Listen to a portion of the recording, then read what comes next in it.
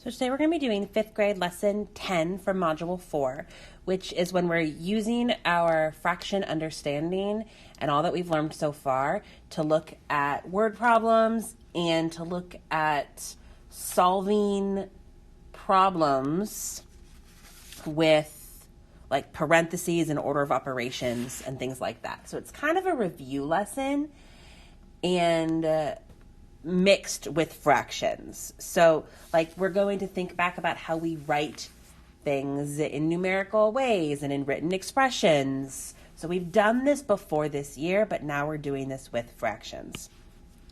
So the first part of this lesson, and this lesson's kind of a hodgepodge of different kind of skills.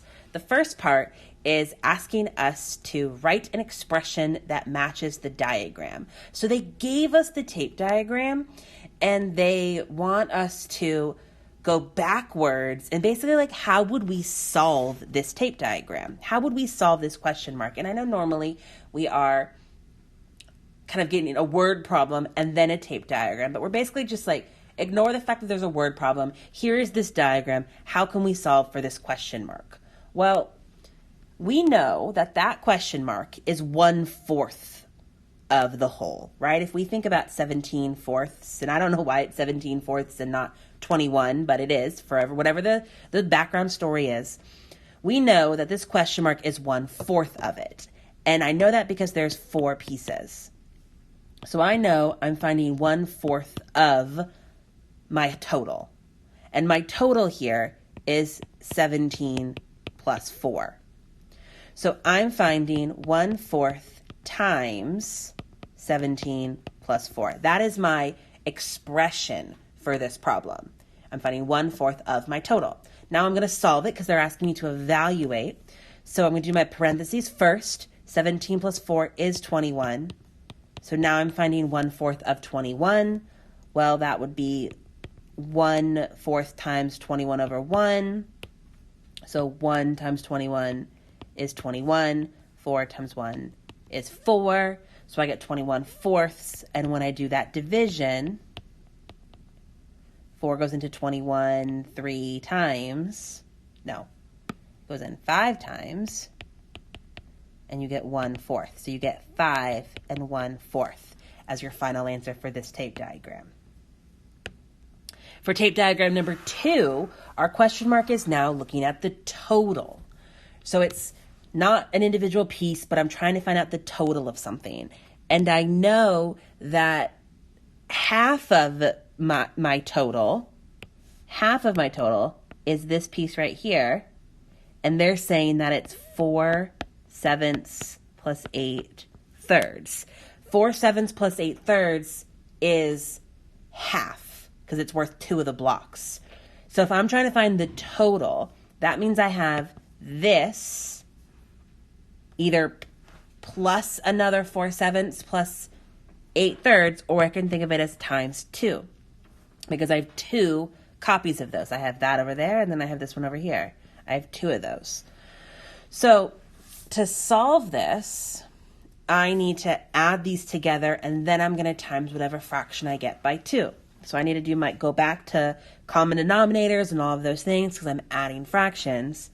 So I'm going to get 12 because I'm going to times by 3 times by 3. So I'm going to get 12 21s plus 56 21s is my common denominator fraction. So when I add those together, I'm going to get 68 21s times 2. Well, I'm going to then multiply it. 68 times 2 is 16, 12, 13, 136 over 21, because I'm just multiplying across. And now I need to simplify. I need to do 136 divided by 21. Do it up there. 136 divided by 21. Oh, it's not going to go in even. So I'm going to estimate. I'm thinking it can probably go in 5 times is my guess. Let's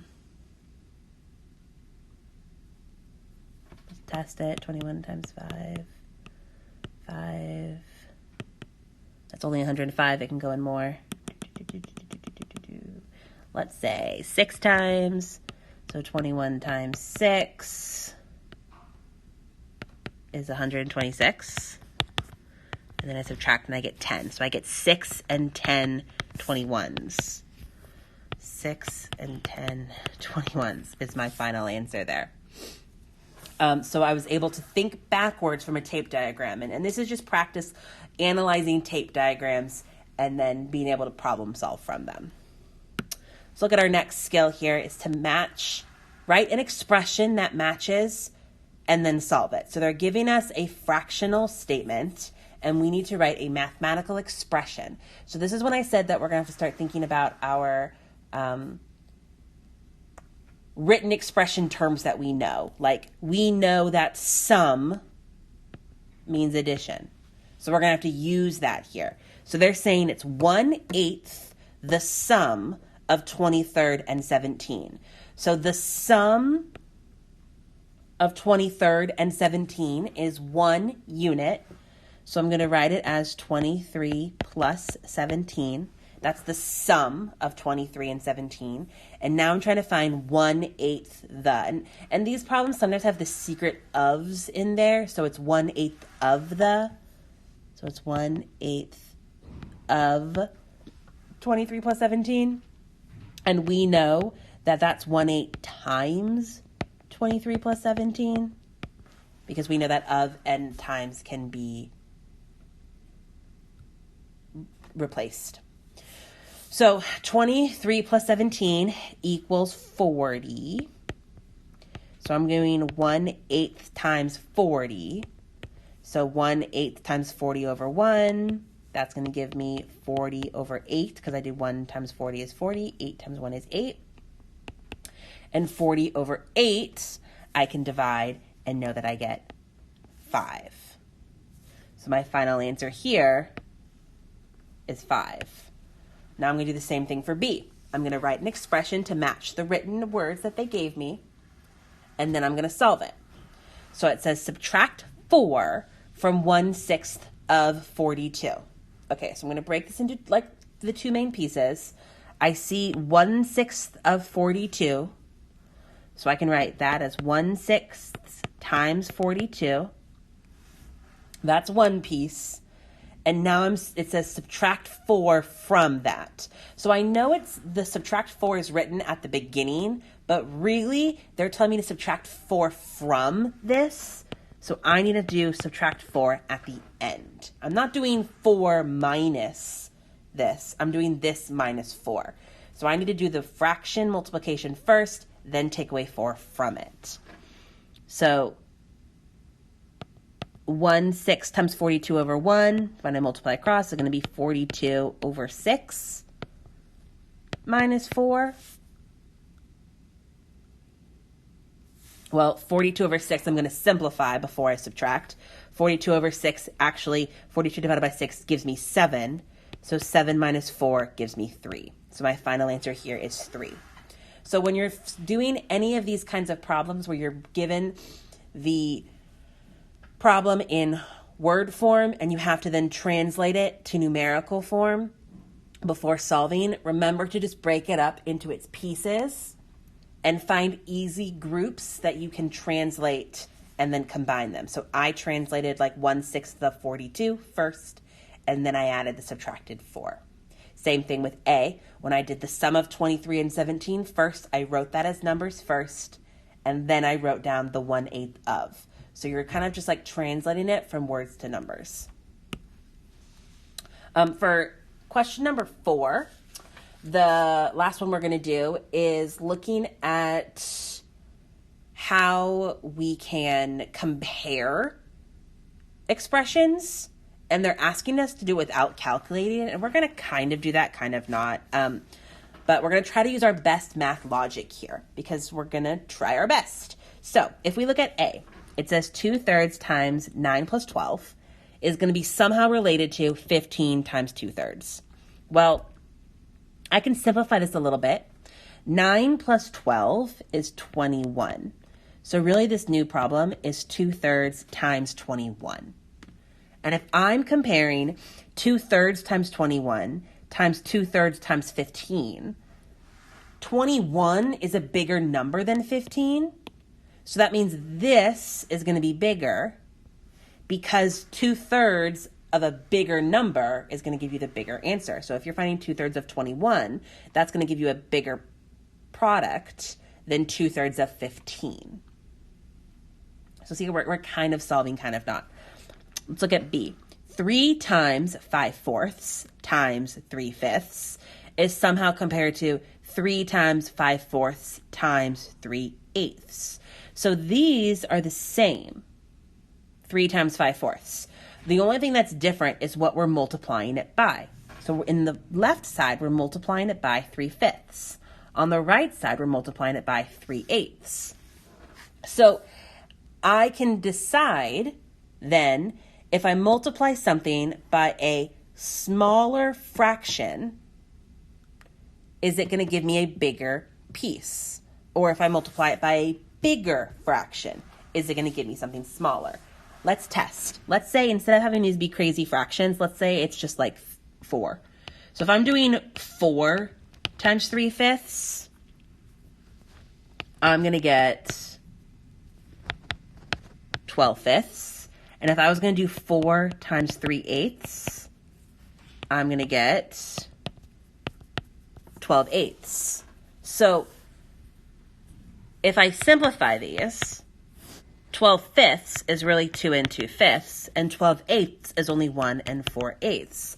So when I multiplied it by a fraction with a bigger denominator, I'm getting a smaller piece, because really the bigger denominator means it's a smaller fraction, right? An 1/8 is smaller than a 1/5. So when I multiply it by a bigger fraction, I'm going to get a bigger answer. So that means, again, the left side is bigger than the right side.